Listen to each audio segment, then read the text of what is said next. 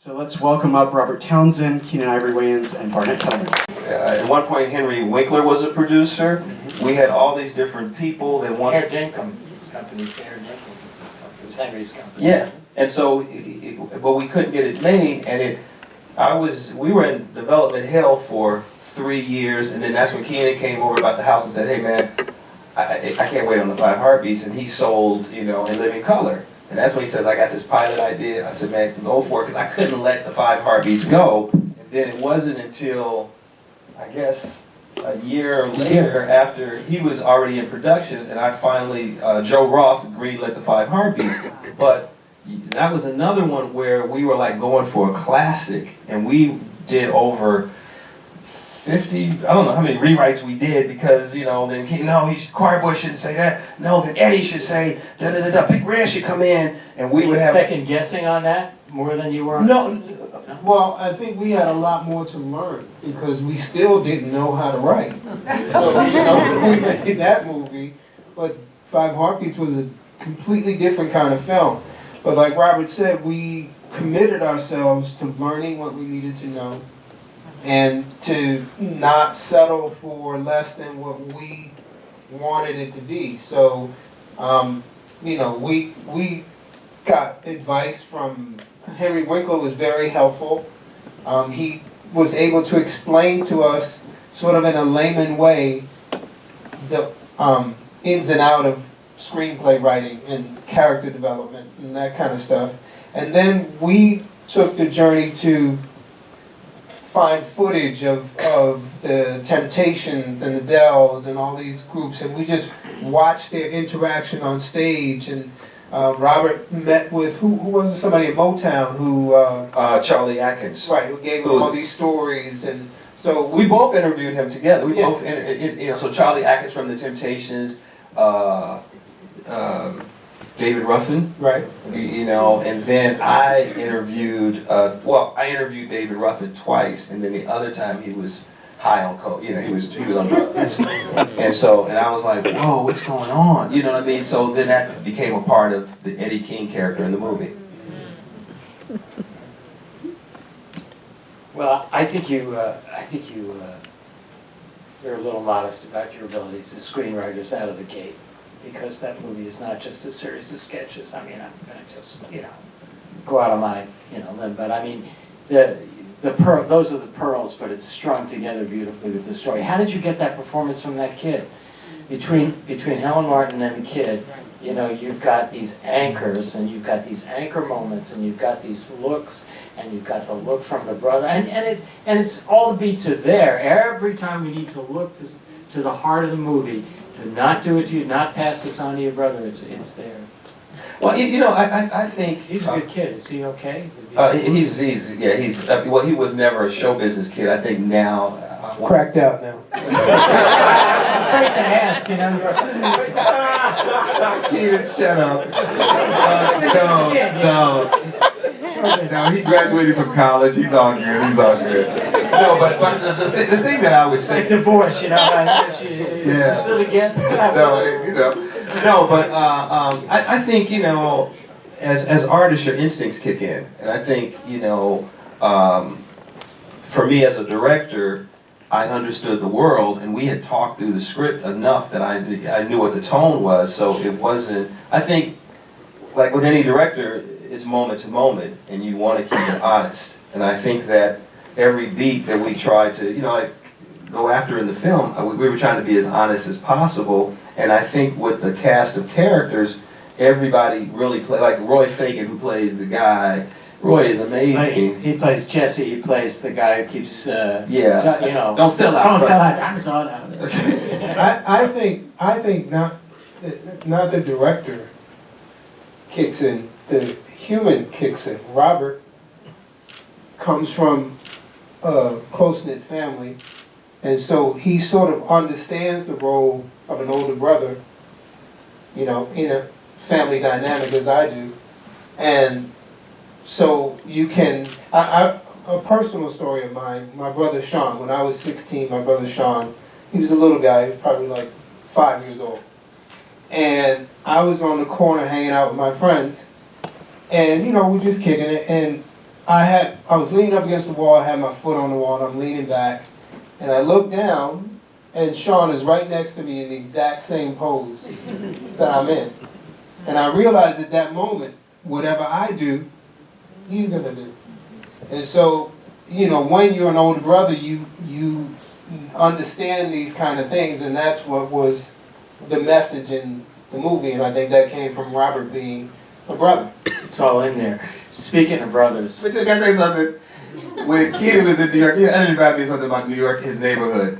You know, when we started hanging out, and I was gonna, because he lived 16th and Chelsea, Yeah. and we were gonna hang out, go to do some comedy, and he had his boys outside going to rob me for fun. He thought it was funny. I want to see what he gonna do. And I do something for myself.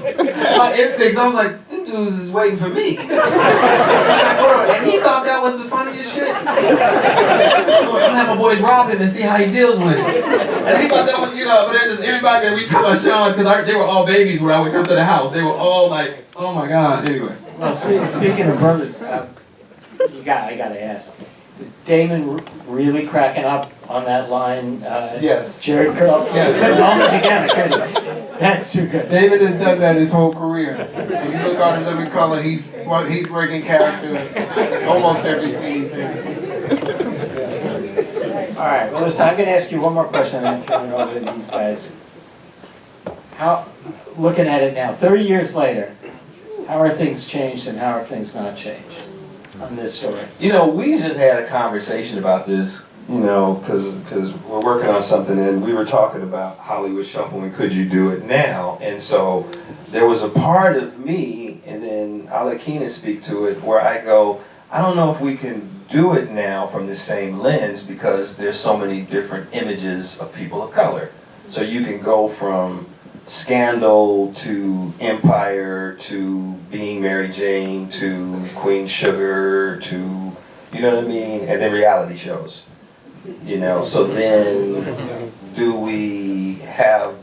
could it be done now, and what would it be? What about the opportunity aspect?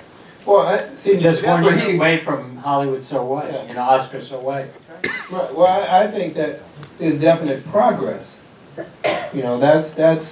There's no denying that there's progress, but there's not equality. There's a difference between progress and equality. So for as long as there's inequality, it still exists.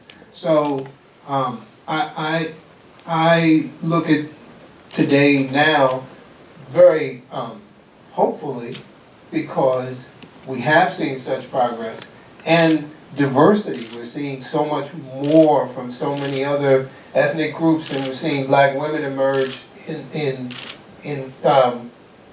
really positions of power creatively, and their voice is being heard, and their images they're allowed to be black women now. And so, that is very inspiring and very, like I said, makes me very hopeful.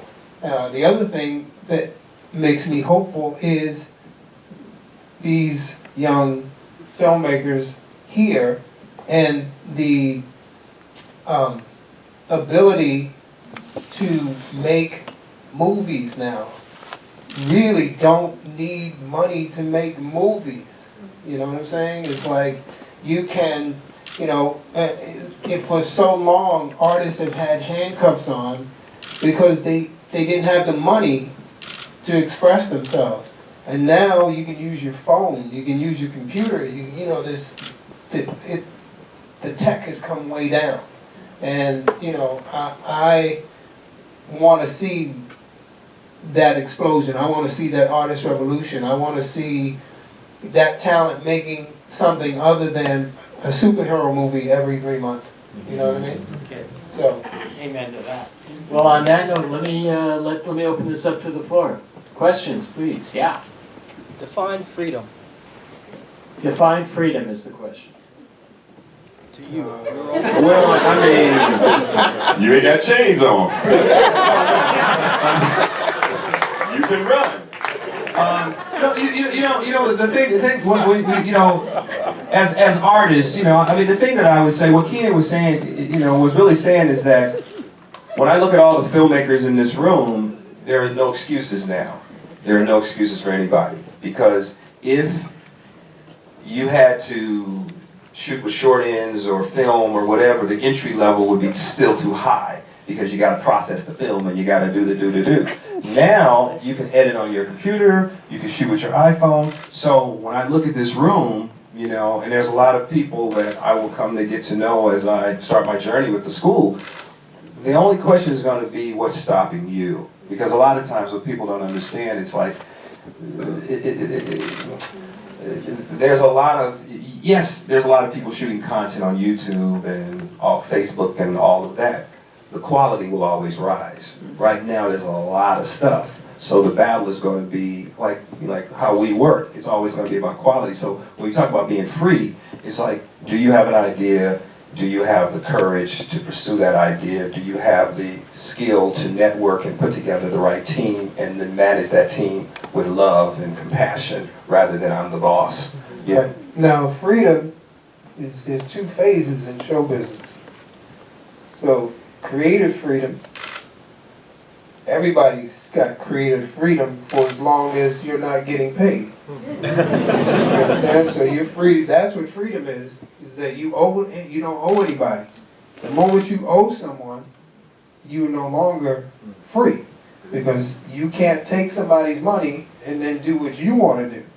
You have to do what they're paying you to do. So when you ask what is freedom, freedom is when you don't owe anyone. That's a better answer than Chuck D gave me.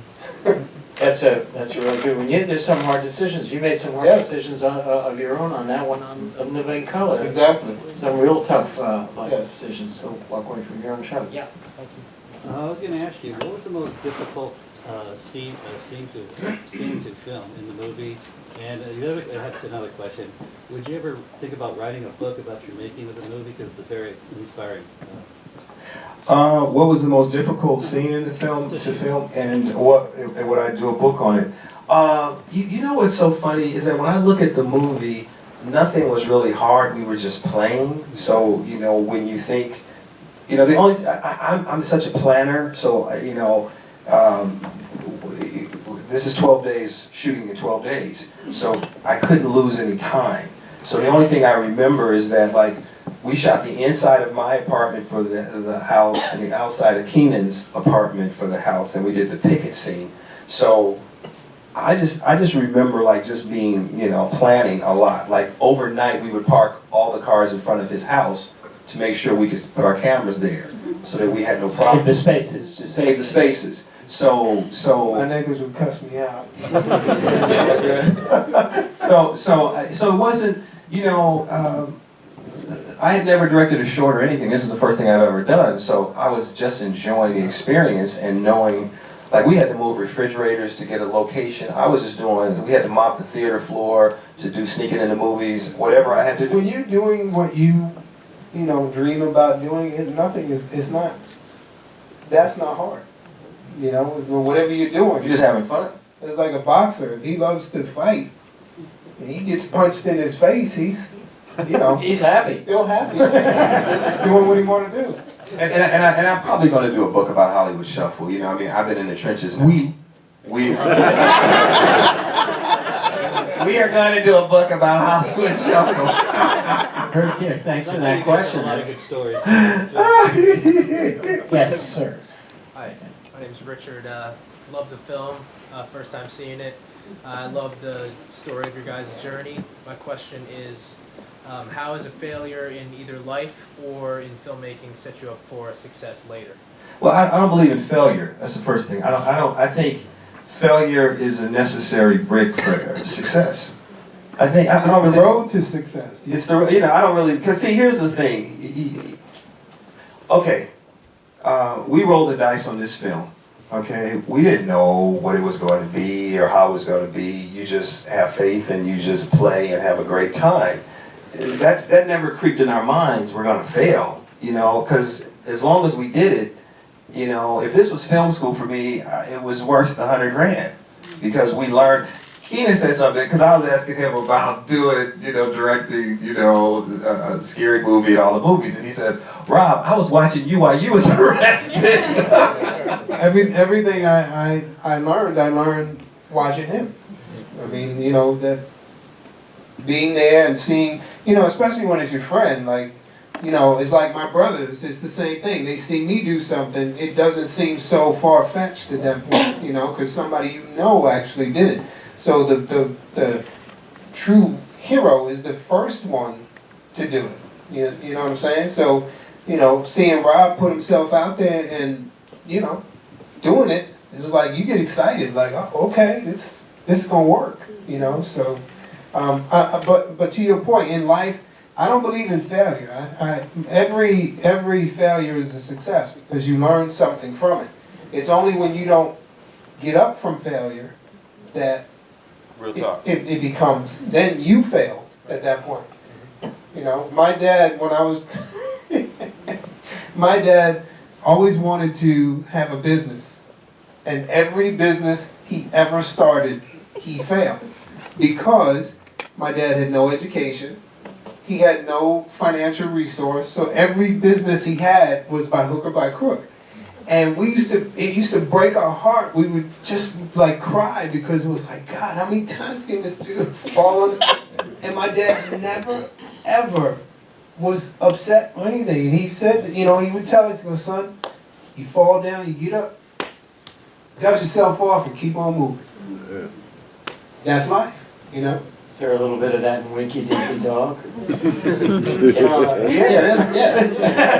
No, but you said the coldest thing the other week. You talk about your dad, and you said he just, like they take great care of their father, and you just say he just does what he does. What did you say? What was the thing you said? Whatever he wants to do. That's That's our gift to him. Like you call him up, but Dad, what you doing? Anything I want. That's terrific. Back there, please.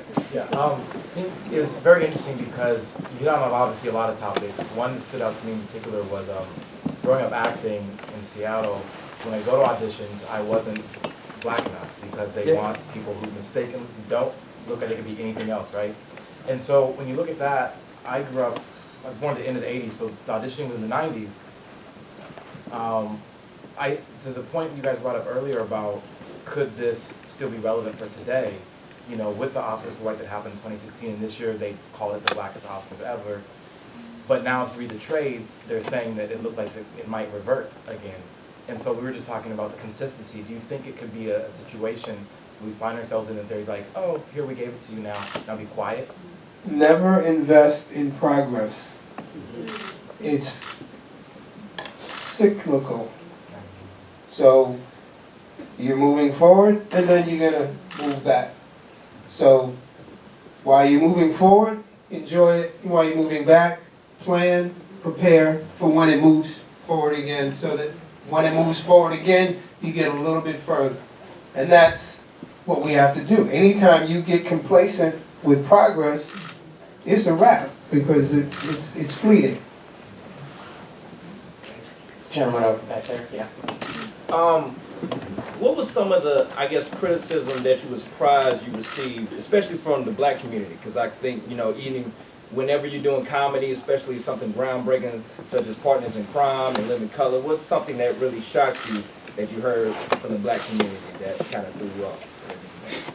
Well, I mean, personally, I think I have probably weathered the storm of criticism to praise, right? So when you first do things, you shock a lot of people and you upset a lot of people, but once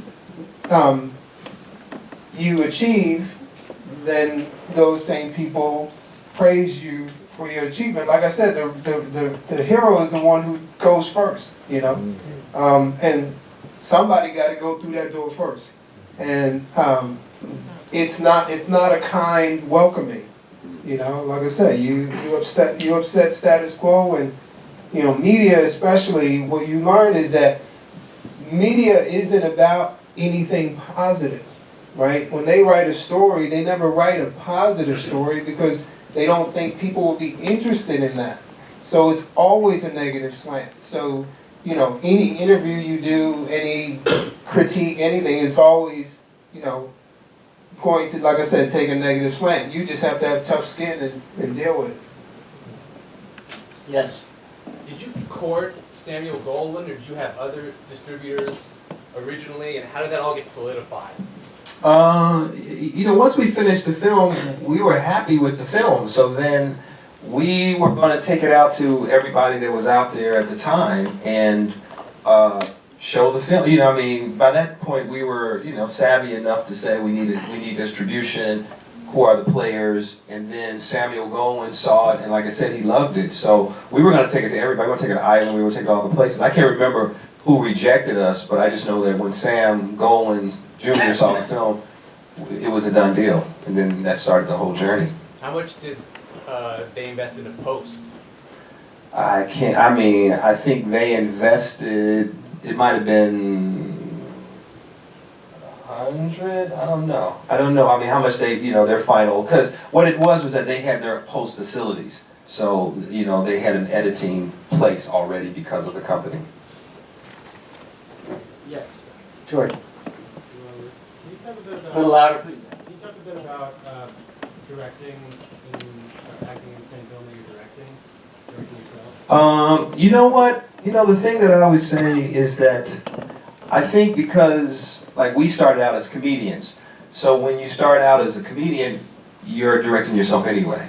You write your opening monologue, you know, and because I think as a comedian, you got to have a clock in your head of where the joke is, even though there's no audience there, you kind of know. So for me, I love this. So when you love it, it's not hard, you know what I mean? Because I'm a stickler for being prepared and prepared and prepared. And then once I set up the shot and I've storyboard, I've got all my angles and everything, it's just play for me. So it's like, you know, I know what he's going to do is Jerry curl, and I'm just going to be the tough detective. I'm going to say what I'm going to say, sneaking into movies. I know what I'm doing. So it's a dance, but when you love it, it's not really hard. I think the biggest challenge of acting and directing is the tendency to watch his performance. So even when you're acting across from someone, you're the director. So you have to tell yourself to stop directing, because your inclination will be to watch his performance and not focus on yours. Right back there. My name's Justin Powell. I just want to say I appreciate both of you. Thanks for coming. Louder, please, brother. I said, my name's Justin Powell, and I appreciate both of you. Thanks for coming.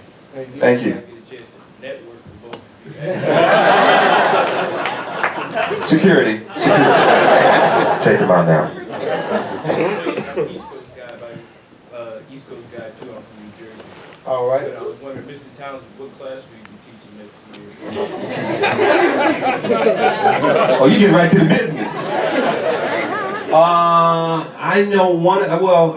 One is going to be 546. 546, and I can answer this question for you. yes. It's agent. And 532. And 532. Media directing / comedy. Do you have guests come in? What is it you guest for? Is Robert Townsend? You're gonna have to stop. Yeah, security. I think I have a stalker already. Security, walking out, please. Mr. Townsend, what kind of car do you drive, Mr. Townsend? Is your address 14253 Main Street? Mr. Townsend, I saw you in Trader Joe's yesterday. I too like blueberries and the cereal. The first professor with security.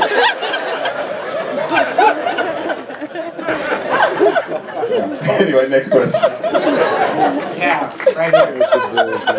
Just a shout out to Meteor Man and Yes, sir. Parenthood. You guys are soft-spoken here. This is a shout out to Barry White. No, I said just a shout out to Meteor Man and Living Color and Parenthood. But who are some up and coming filmmakers that you're following right now? You know what? Get Out, Peel. Oh my God, he did his thing. Brilliant, brilliant, brilliant. And you know who else? Not because he went to school here, but Coogler. He's a beast. He's a beast, Ryan Coogler.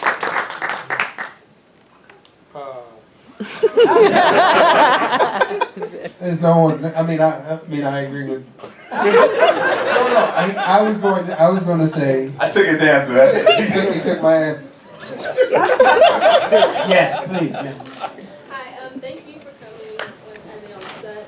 My question is, after you did this production and you moved on to your next production, was there one thing or some things that you learned that you was like, okay, I'm gonna do this differently on my next production? Well, you know, here's the thing. It's the difference between having no money and having money. Because when you have a budget, I went from 0 to having 5 Harpies was $8.7 million. It just means that you can really pay people. And it's still never enough money if you really want to take time and you really want to paint pictures and the actors that you want for the film, you might not be able to afford one because they're on a hotter movie. You still have the same problems. The thing for me, what I discovered early on with Hollywood Shuffle, is being prepared. You know, you got to be prepared for everything, every detail. I created a production Bible that I use to this day, and I break down every scene. I can tell you what hairstyle, I'll put hairstyle number 4, hairstyle number 2, hairstyle number 3, wardrobe, lighting design, overhead lights, lights over there. I'll put in camera moves. I need a dolly track for this. I'll need that. I'll put in music. I say for this scene, I want score to create tension. For this scene, there is source coming from the radio over there. It is 70s hip hop. It sounds like ba ba ba ba ba. So I do that kind of detail because that's how I started. So now, anytime, all my productions are always on time, on budget, on schedule. I never, because it's a sin to miss, you know, because one of the things that I want to play with is, what do you do when you're locked out of a location? What do you do? What do you do? And if the studio calls and says, you didn't get your shot off at 7 o'clock, you had a 5:30 call, what happened? And then, you know, so for me, I learned a lot. Hollywood Shuffle was my film school, and then after that, I created my own language.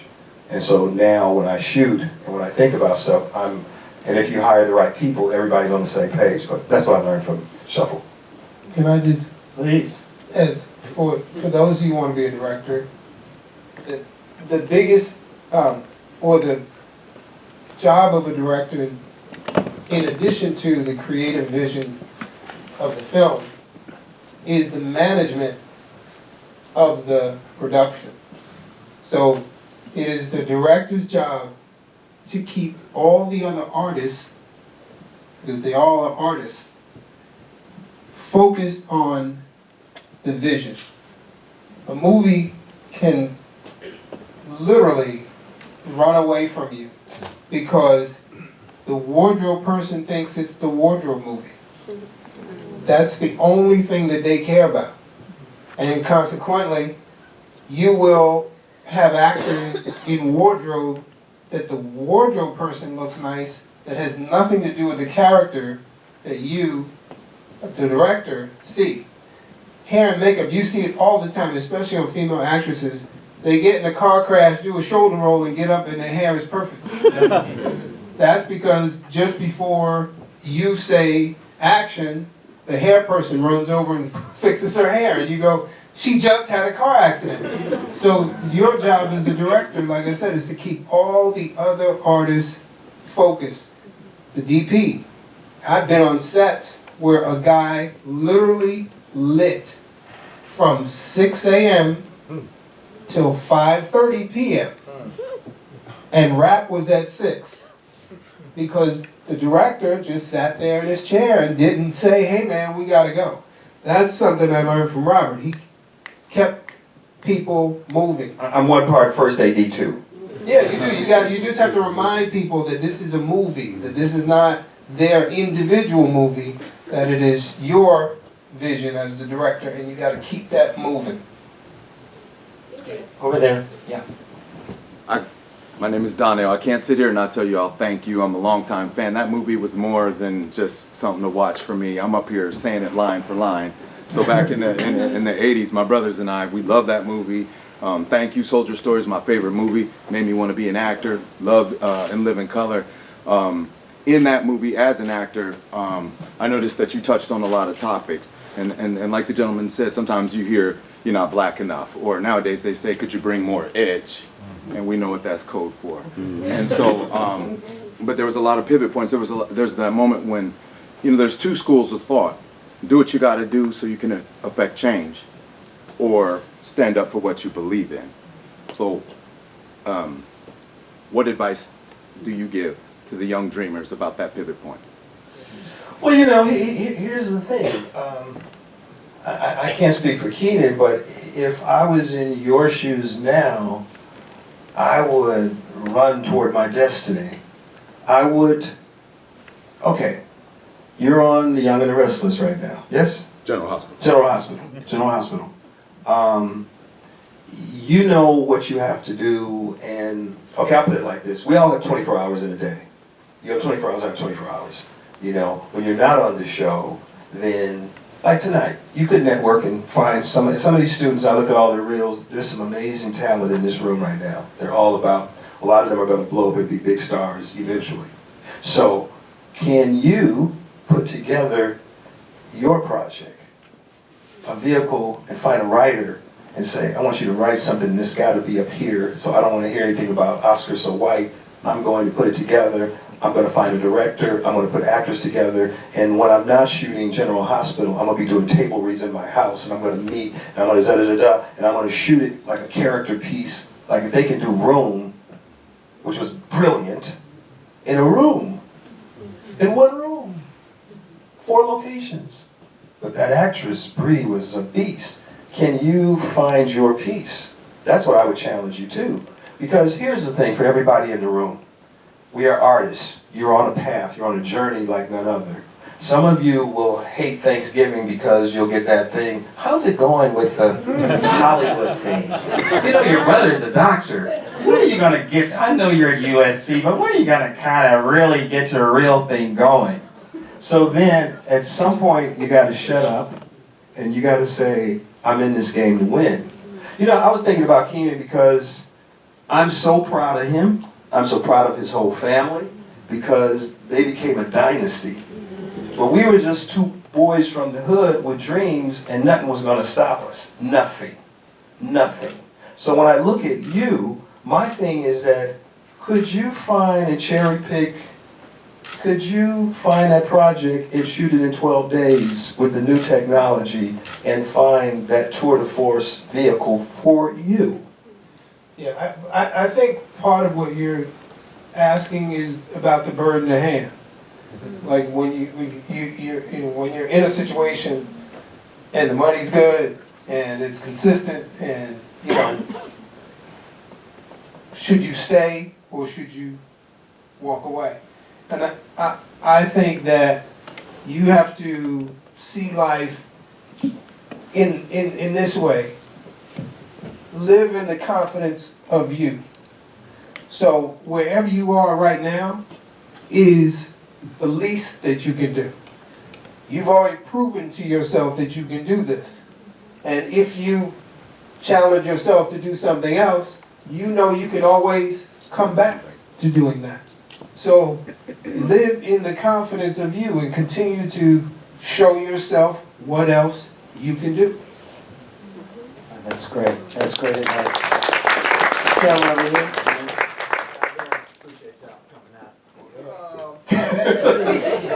Hey, how you doing? Y'all cool? Y'all smooth with the hands over there? Yeah, I'm just here, baby. Speak about longevity in this game, and it might vary from each it might vary from between the 2 of you. But what is the key to staying in this game? Not only getting there, but staying. Because y'all been in the game for so long. So I'd like to hear your take on that. For me, I don't know. I love what I do. I'm very picky. Everything that I have ever created, I really love, I'm proud of. There's nothing that I would look at and I would go, I hate that movie. I think,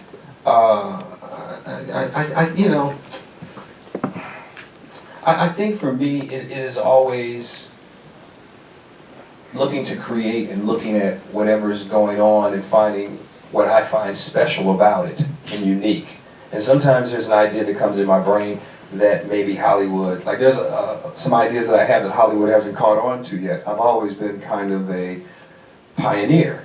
So like we're the first soldiers over the mountain. So the thing that I would say about longevity is that if you find projects that you love and you enjoy, you know, you stay true to yourself. Like when I met Sidney Poitier, the one thing he said to me, there's power in no. There's power in no, to say no to something. So I don't know, I think for me, all the stuff I'm working on now and developing and, you know, stuff that I've sold, I love it all. Now, will it be born in the timetable that I want it to be born? That's another kind of dance, but I think that's part of longevity. Can you pace yourself? Also, I think that, you know, if longevity is your goal, understand that you've chosen a business that you can do for the rest of your life.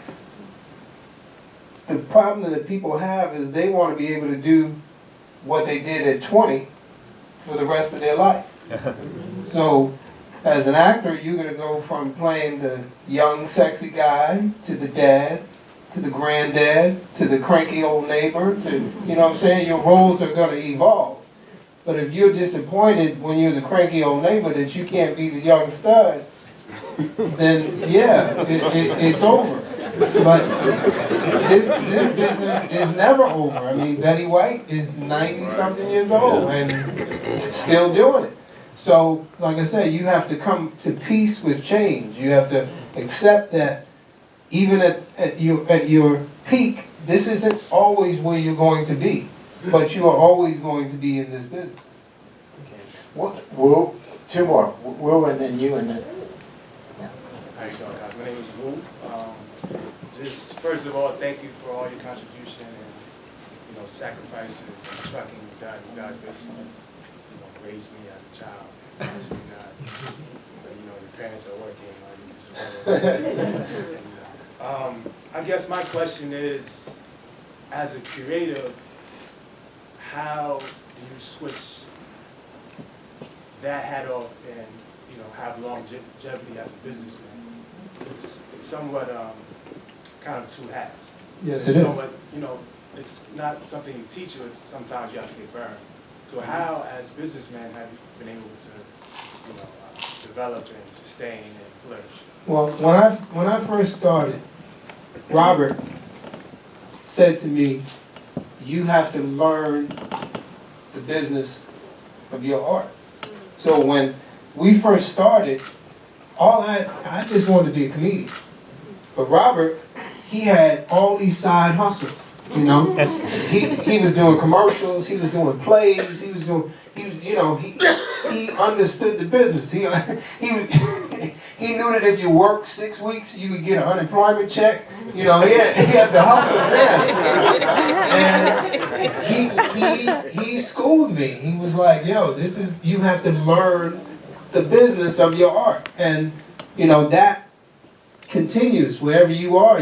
So when you start making movies, then you got to understand distribution, and you got to understand, you know, how and why they make movies. For example, you know, one of the reasons why movies and television shows that have an ethnic component are more difficult is because we are in a global economy. So they're not making movies for an American audience. They're making movies for Chinese and Indian and European, and that's why you go see a superhero movie and it's 5 minutes of dialogue and 10 minutes of action, because you don't have to have words to see this movie. So when you understand this, then that doesn't mean that those are the kind of films that you go ahead and make, but at least you understand why things are the way they are. And that keeps you sane and keeps you You know what I'm saying? You don't lose faith in what you're doing. You just understand, okay, so if I'm going to go to a niche market, then here are the people who are going to buy my films or TV shows. You understand? So you have to learn the business of your business. I mean, of your art. Over here, yeah. Yeah, so since I have the last question of the night, I guess I'll end it on freedom as well. In the movie, you alluded to how you were like the spokesperson for how Bobby's character was like the spokesperson for the black race because of the one role. So at your guys' place where you are now in your careers, I'm curious to know, when you gear up for another project, do you still feel the pressure to, like, when you're creating something, to be the spokesperson for our entire race? Because sometimes I find that, you know, we are judged sometimes, you know, one piece to reflect our whole culture. Is that something that you still deal with? And if so, I'm curious to know, you know, what your thought process is like, and if you just throw that out the window and just do what you like. Yeah, I think, you know, none of us are the president of the black race. None of us. And so we should never take As president of the black race, there's one gentleman I need to leave now. He's going to be stalking me. He knows what I like from Trader Joe's. But as president of the black race, no. So I don't think you should ever take that burden on. I think, you know, there are other ways that you can choose to give back. So, for example, when Robert and I first started, along with Spike Lee, we all made a personal commitment to hire other African Americans on every project we did. We refused to show up on a set and be the only African American. So we were able to, but